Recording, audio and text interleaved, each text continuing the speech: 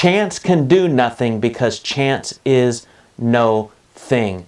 Chance does not have being or substance in an ontological sense.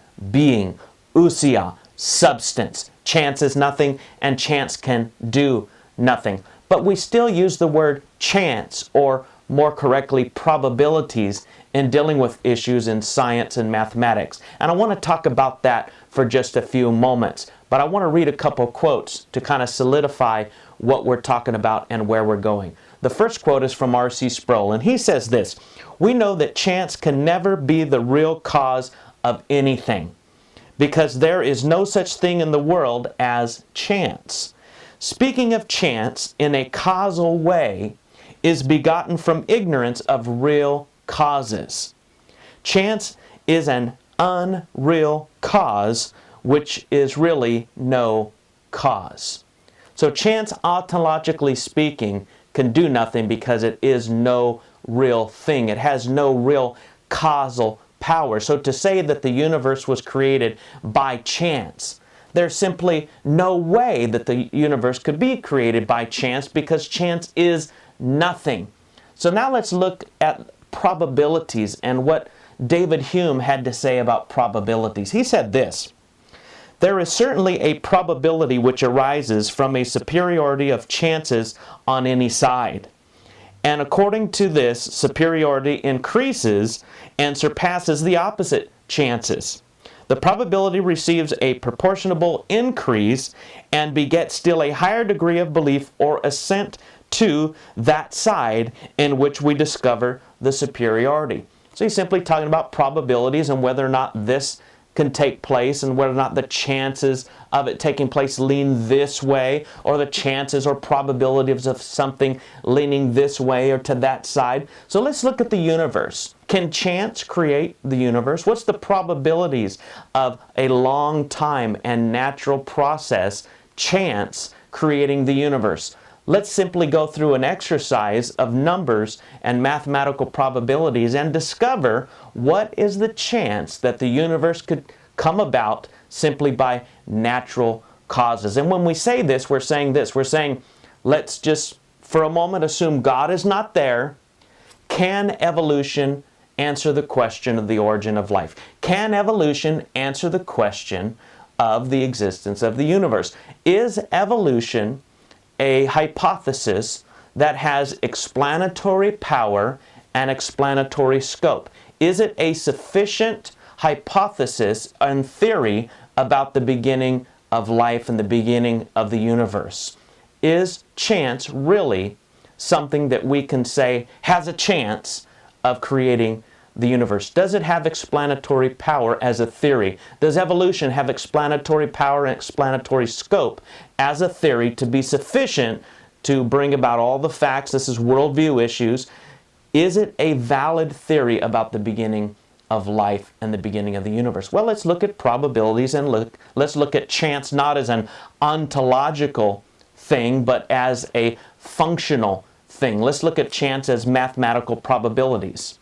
So when you consider just the first cell to show up, life, in order for life to evolve, what are the chances of life evolving or the universe coming about by chance? Well, I'm not going to deal with just the material aspect coming into existence by chance, but let's deal with the real issue, life coming about by chance. What are the probabilities of life happening simply by chance? Howard Morowitz of Yale University said this: "For a single bacterium to emerge by chance would be 1 in 10 to the 100 billion, not million, but billion. One chance in 10 to the 100 billion. That is 1 with 100 billion zeros behind it, an astronomical number, a number that we can hardly conceive of in our minds." He said for a single bacterium cell to come into existence by chance, by naturalistic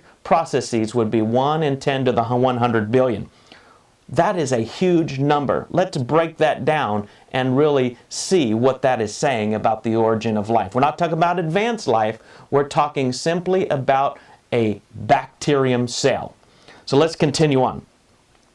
When you look at this number, 10 to the 100 billion, It takes 10 to the 100 billion interactions of these particles bumping into each other by chance in order to form amino acids, in order to form proteins and those things that are necessary for a cell.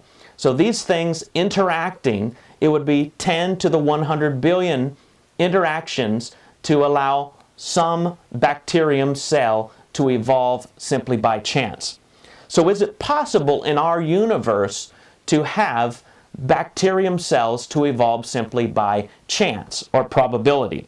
Now our universe is 13.78 billion years old. I want to convert that to seconds in order to illustrate this chance happening to you. Our universe, let's roughly say that it's 15 billion years old, and 15 billion years calculates into 10 to the 17 seconds. That's 10 with 17 zeros behind it. 10 to the 17 seconds. That's how old our universe is. And let's conceive of interactions. How many interactions can we have take place in 1 second? Remember, you got to have all these interactions in order for this cell to evolve by chance. So let's look at these interactions. What is the max number of interactions that we can have take place per second? Well, let's just say it's 10 to the 20.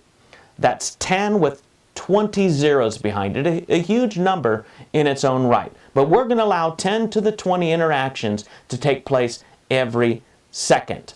Now, how many particles are in the universe for us to work with? Well, baryonic material in the universe, particles in the universe, there is 10 to the 84 byrons or baryons in the universe. That's particles that are made up of quarks, protons and neutrons.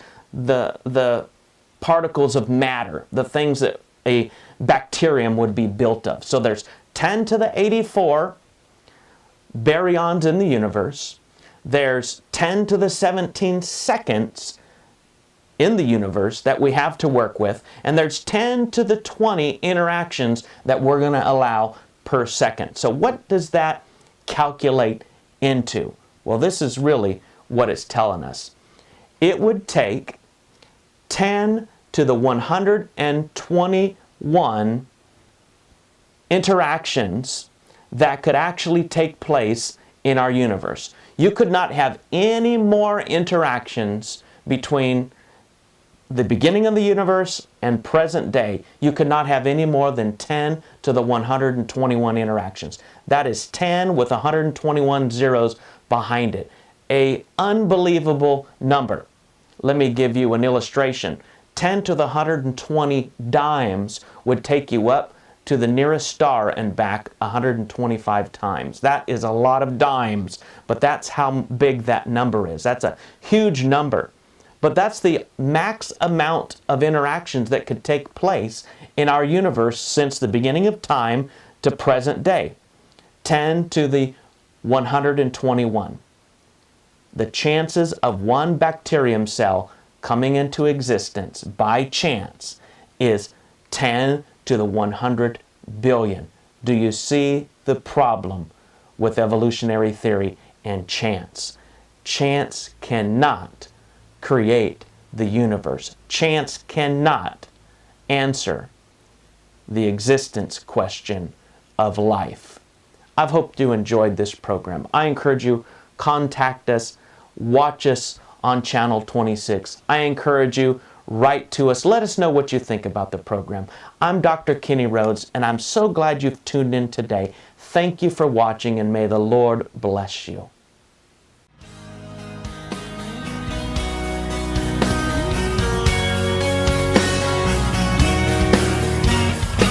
We'd like to thank you for watching today's program. To contact Reason for Hope, please write to us at 1483 Maple Avenue, Modesto, California, 95355, or by phone at area 209-380-3009, on the World Wide Web at www.schofield.me. Email us at reasonforhope315@gmail.com. Today's program is sponsored by the following: